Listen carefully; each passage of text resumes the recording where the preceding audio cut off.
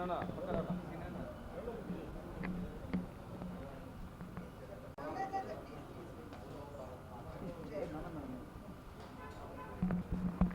Voice madam. జమిలీ ఎన్నికలు లోక్సభలో ఆల్రెడీ ప్రవేశపెట్టారు.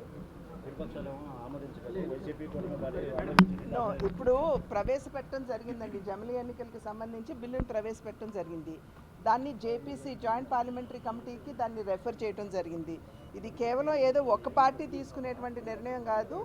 పార్టీలతో పాటు ప్రజల యొక్క అభిప్రాయాలు కూడా సేకరించాలనేటువంటి ఆలోచనతో ఈ జేపీసీని నిర్మాణం చేయడం జరిగింది. ప్రజల దగ్గర నుండి, అదేవిధంగా నాయకుల దగ్గర నుండి, పార్టీల దగ్గర నుండి అందరి దగ్గర అభిప్రాయ సేకరణ జరిగిన తర్వాత దీని మీద ఉభయ సభల్లో కూడా చర్చ అనేది జరుగుతుంది. ఆ చర్చ జరిగిన తర్వాత దీని మీద ఓటింగ్ ఉంటుంది. దానికి అనుగుణంగానే జమిలీ ఎన్నికలు వచ్చేటువంటి అవకాశం ఉంది.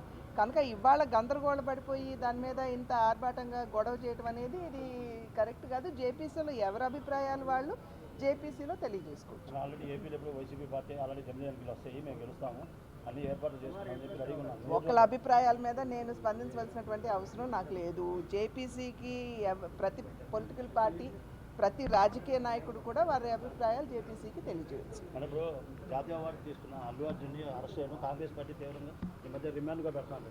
నిన్న తీవ్రంగా ఆరోపించారు ఆల్రెడీ సీఎం రేవంత్ రెడ్డి. ఇది ఆల్రెడీ జరిగిపోయిందండి. నేను ఆల్రెడీ ట్విట్టర్లో కూడా నా స్పందన నేను పెట్టడం జరిగింది. అల్లు అర్జున్ గారు ఆనాడు ఒక సినీ కథానాయకుడిగా అక్కడికి రావడం జరిగింది. ఆయన ప్రేరేపించింది కాదు. ఆయన A11గా ఉన్నారు. ఆయన చూసుకున్నట్లయితే మిగతా వారిని కాకుండా ఈయన అరెస్ట్ చేయడం అనేది కరెక్ట్ కాదు అనేది మా యొక్క అభిప్రాయం. అది డెఫినెట్గా నిన్న కూడా చర్చ జరిగింది కదా తెలంగాణలో.